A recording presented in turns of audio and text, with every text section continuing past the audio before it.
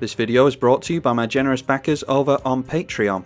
If you'd like to support the channel and get cool perks like access to the Discord, seeing the videos a week before anyone else, or exclusive Patreon only gameplays, then feel free to check out my Patreon. The link's in the description below.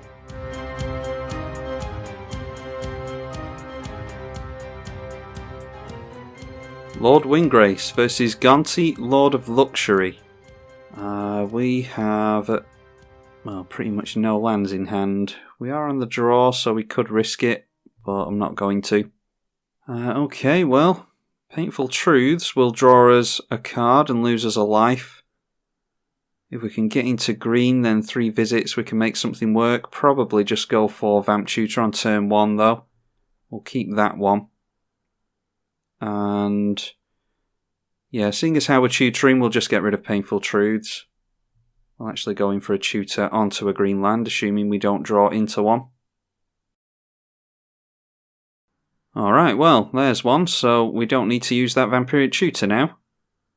Let's instead go in for the Sol Ring, and we can go for 3 visits next turn, try and get into our commander as soon as we can. But our opponent is going to go for a Vamp Tutor of their own. Alright, and we get into another land. They've got Urborg ready for their Cabal coffers. Let's grab ourselves a green source with the Wooded Foothills. And then we can go into 3 visits. And then it's just a case of holding up Vamp Tutor if we want it. We could even go in for a turn 3 Primeval Titan, which is pretty obnoxious. Our opponent is down to 3 cards as well. So they must have had to mulligan quite a ways. So this is hardly a fair game. Alright, but they can get some card draw going with Phyrexian Arena at least. Let's see what we might want to get with our own tutor.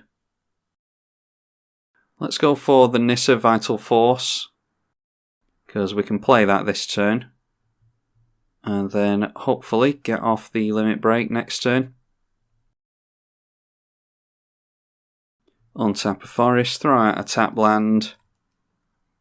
And there we go. Obviously we could have gone for Maelstrom Pulse onto our opponent's Phyrexian Arena, but this is an unfair matchup as it is.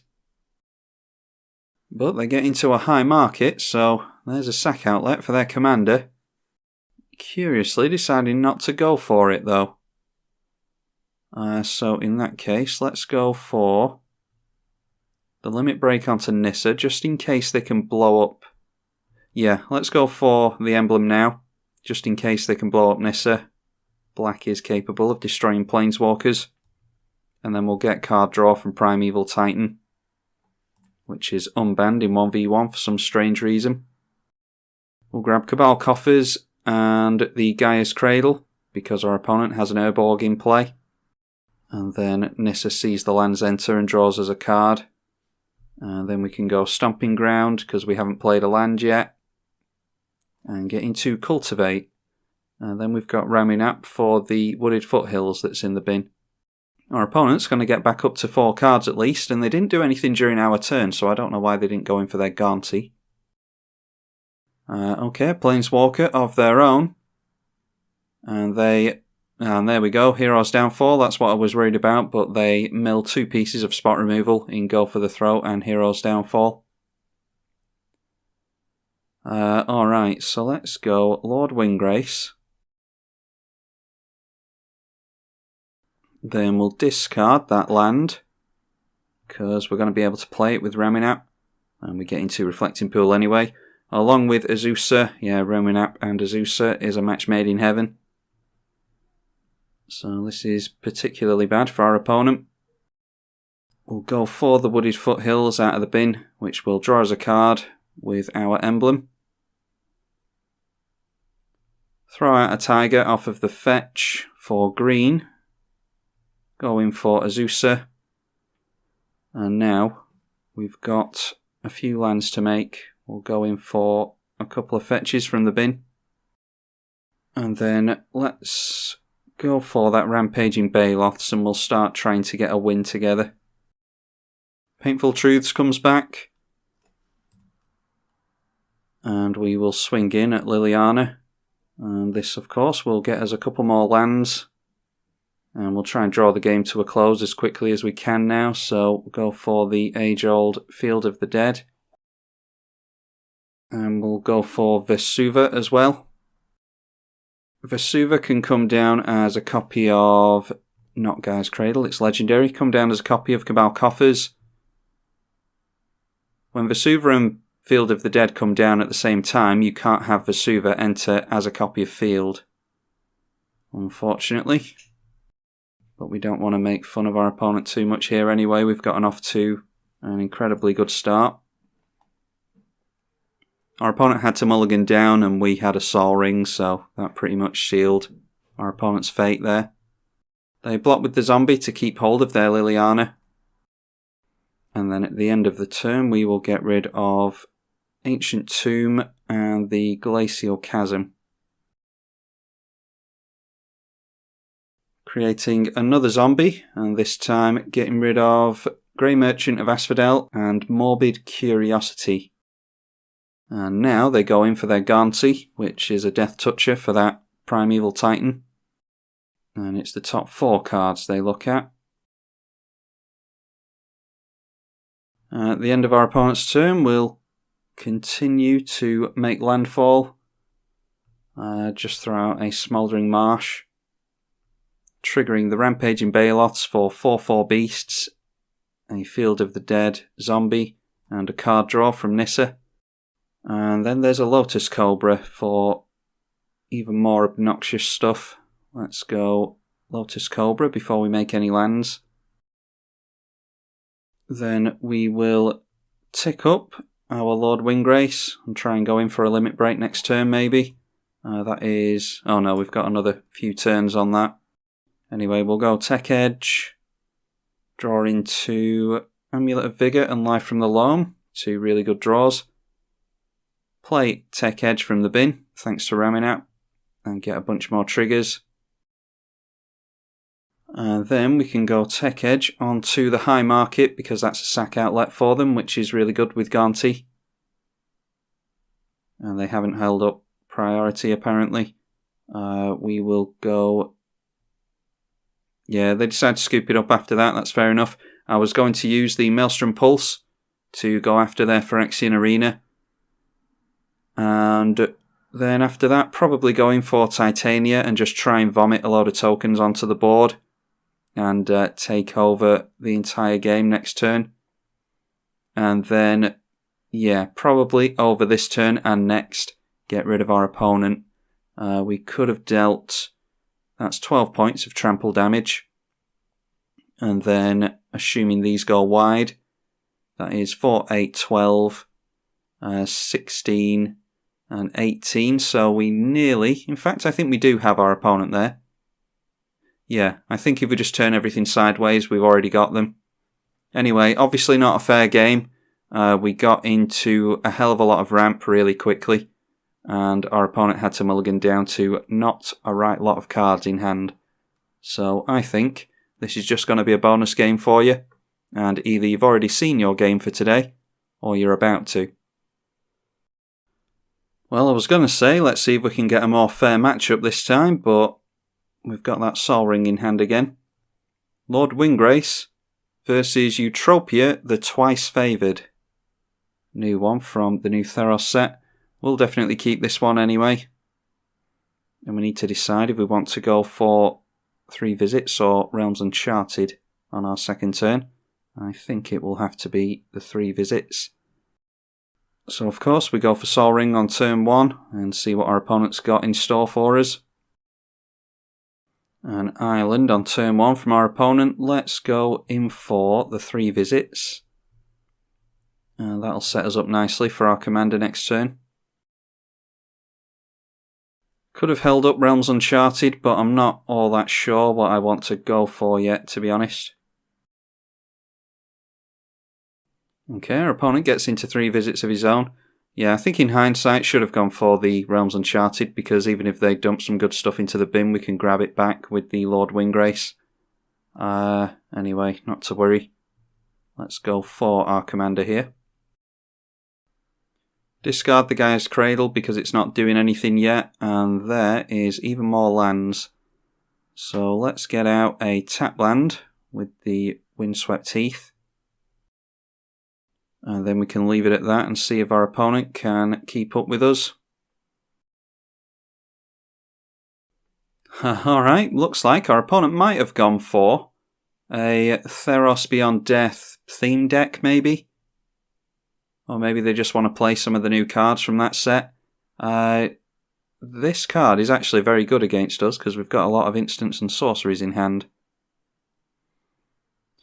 Let's cast one of them now. We'll go for that Realms Uncharted right now, and then we could end the turn with a Toxic Deluge. We'll just give them a bunch of spiders first. We will go Cabal Coffers, Urborg. We'll get down the Valakut as well, potentially. And let's go for Field, because we're not getting into any creatures. And that will switch on the Guy's Cradle that's in the bin. And we'll have a look and see what our opponent would like to give to us. Probably they should give us Valakut and Cabal Coffers. But they're between a rock and a hard place here, really, because Lord Windgrace can just reanimate 2 lands. That's exactly what they do. So let's go in for the returning of the lands. We'll grab Urborg and Field. And then that leaves us with 6, so we will go in for the tap land in Valakut. And there's a new creature, enchantment creature in Theros Beyond Death that gives all of our lands every basic land type, which goes well with Valakut, so we've got Prismatic Omens and that creature now to get us into Valakut wins. Yeah, I'm actually going to go for the Toxic Deluge now, so should have waited on playing a land, but not to worry. Our opponent makes a spider, but it doesn't matter, it's going to get wiped out to the Deluge anyway. Now, currently we've got mana, but we've got nothing to do with it. Luckily, our commander's got card draw stitched onto its top ability, Rampant Growth from our opponent, so keeping up quite nicely on mana until we drop that Cabal Coffers, of course. Let's get rid of the Ancient Tomb and see if we can draw into something that isn't a land. Constant Mists. Oh wow, I thought I'd taken that out of this deck. But yeah, I don't really like Constant Mists, so obviously I've forgotten to take it out.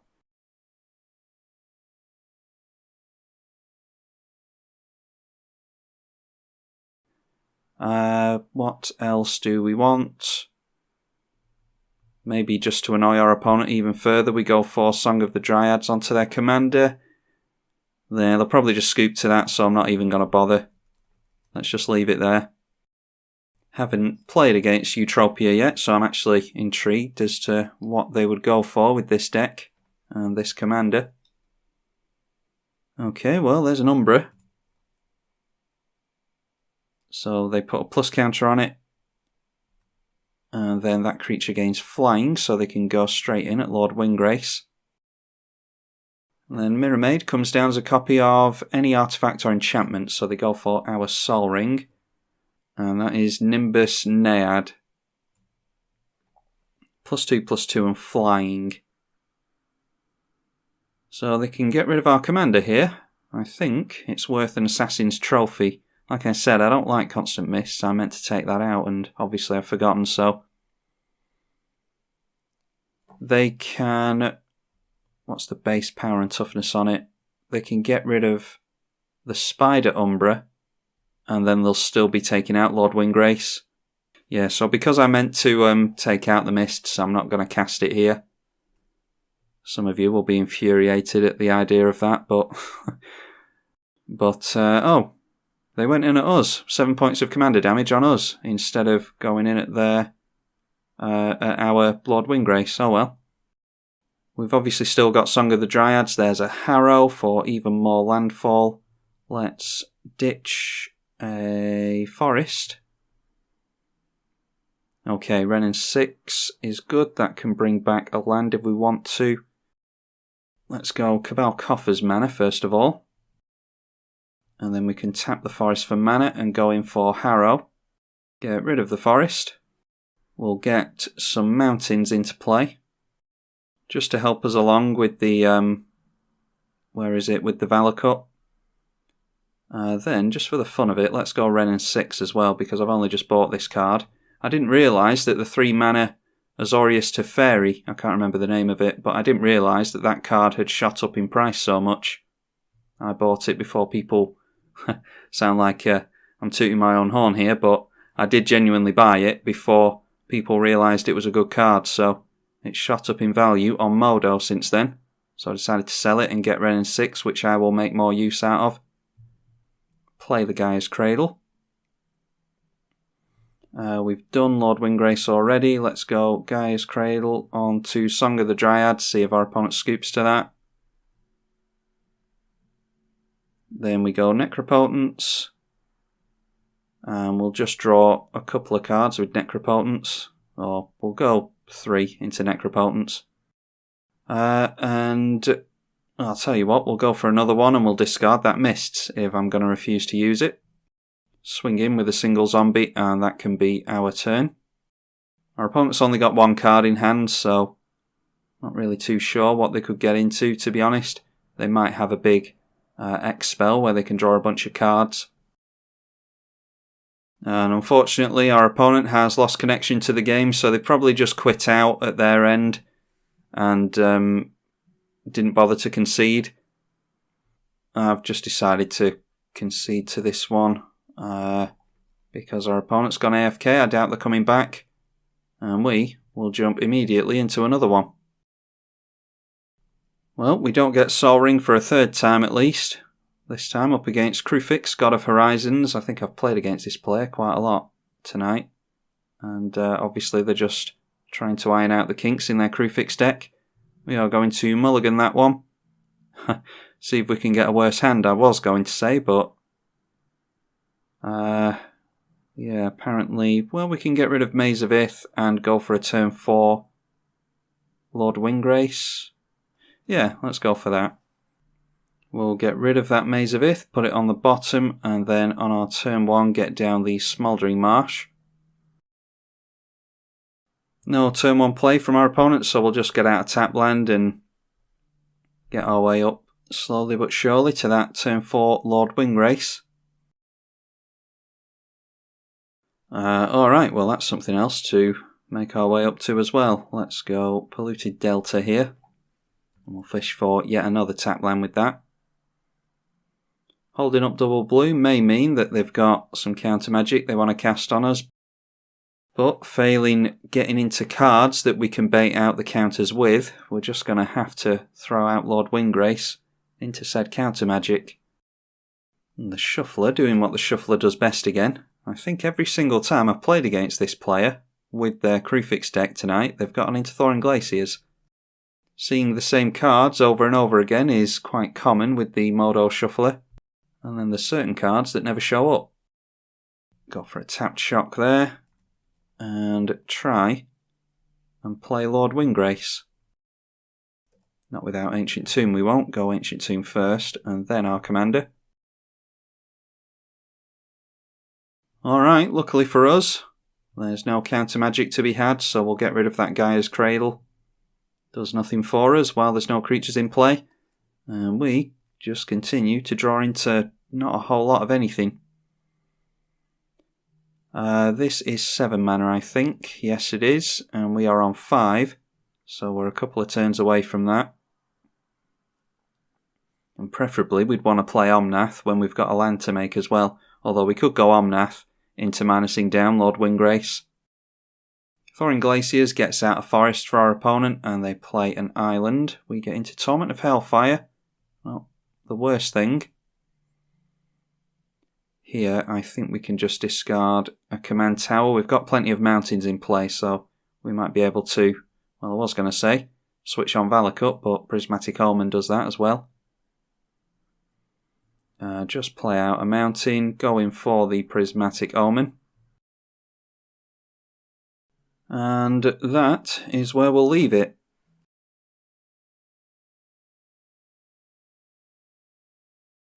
Alright, well, ramp is the last thing we need. Let's go for discarding that tech edge. And, wow, yeah, more removal. And more lands. Can we go for Omnath? Yes, we can go for Omnath, thanks to that mana vault, so that's good. We've also drawn into a fetch to get us into even more elementals. But we don't have green mana, do we? Had I have played the Tiger last turn instead of that, then we'd be in a better position there. Oh well, just put it down to a mistake.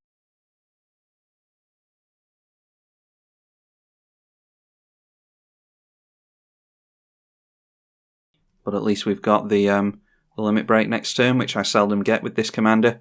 Destroy up to 6 target non-land permanents. We can't destroy lands with it, alright. And that is likely to go in at our commander anyway. So, mess that turn up, but doesn't matter. I think we're far enough ahead that it's not going to matter. We'll just pretend that we're holding up Krosan Grip. It certainly is going in at our commander. He'll survive at least. Now then, let's try again. I didn't actually play a land last turn, did I? Because I got myself all flustered. Alright, yeah, I don't think I did. Wow, really messed up last turn.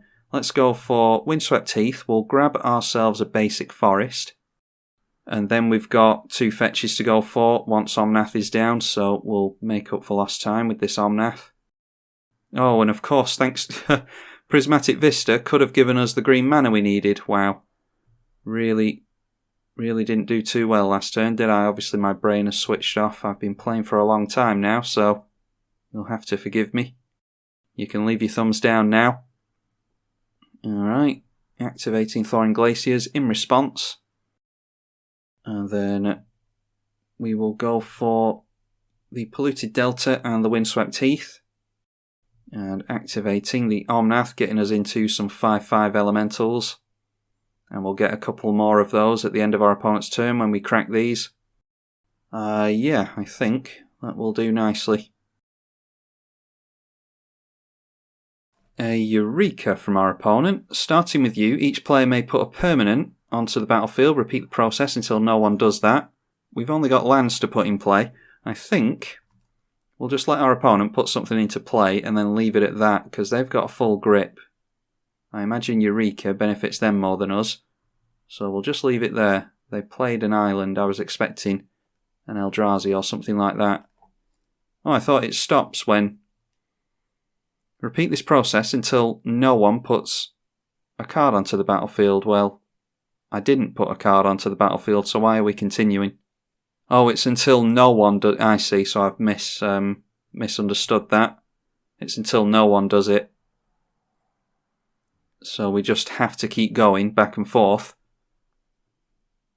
until none of us can put permanents into play, basically, or both of us choose not to. There we go, so we get all of our lands out. We might as well if our opponent's going to keep doing all this stuff. They've got a Mana War, which is going to bounce our Omnath most likely, a Zamek Guildmage, and a Kiora's Follower. Let's see if our opponent can carry on here. Yep, that's what I was thinking of, an It That Betrays. And an Artisan of Kozilek as well. So obviously leaving those till last, just in case we can bring something into play and do something obnoxious with those. Oh wow, and an Altered Ego. So copying the Mana War. Getting rid of an Elemental token and an Omnath. So just like that, our opponent goes crazy with a Eureka. They've also gotten down a Thassa Deep Dwelling as well, which is a new one from Theros. Now, in response to the bounce of Omnath, we can go for a crack on some fetches, so we'll certainly do that. Oh, and of course, It That Betrays. Yeah, that gets our opponent into our fetches. Oh well, we'll just have to do it. They currently can't take our elementals away from us, at least. So there we go, they get our fetches, and then we'll actually be able to go for the lands. Let's have a look here. We've got a green, a red, and a black one to get, so let's just go for a swamp there. Doesn't really matter which lands we grab, apart from whether or not they come in untapped, because we've got the Prismatic Omen now. Cinderglade, we can get that in. And then we can bring in a tapped Shock. And how far are we off of Torment of Hellfire? We need that Guy's Cradle out of the bin. So if we grab Guy's Cradle out of the bin next turn... but Lord Windgrace is going to be at 2 loyalty, assuming they swing in there. That's a problem. But they don't swing in, that's really good. Alright, so they're scared of our elemental army. They are going to flicker the Mana War with the Thasser, which will be able to bounce another elemental token. Now then, can we beat Eureka? Say no to the Mana Vault. Crystal Vein for even more mana. Minus down Windgrace immediately before our opponent has another chance to do anything. We'll go Cradle and not Tectonic Edge because our opponent will gain control of that if we activate it. I suppose we could have gone for Omnath before that, couldn't we? No, if we're just going to tap out for a Torment of Hellfire, we'll go like that. They've got no cards in hand, so 18 times 3, what's that? That's 60 minus 6 is 54. So yeah, I don't know how much stuff they can keep in play here, but we'll let them worry about that. They can take life 10 times, and that'll leave 8, won't it? So 2, 4, 6, and 8 exactly. So yeah, they would have to sack their 8 permanents, their 8 non-land permanents, and then go down to 2 life, and then we would swing in for the victory. So our opponent obviously saw that quicker than I did, and yeah, getting out a victory there, but nearly had by the Eureka. I thought that was going to be a really one-sided game there, but clearly our opponent was just making their way up to Eureka and drawing into as many good cards to cheat out with that as possible. So a very interesting Kruphix build there, but we managed to win again with our Lord Windgrace deck. Hopefully you all enjoyed these games.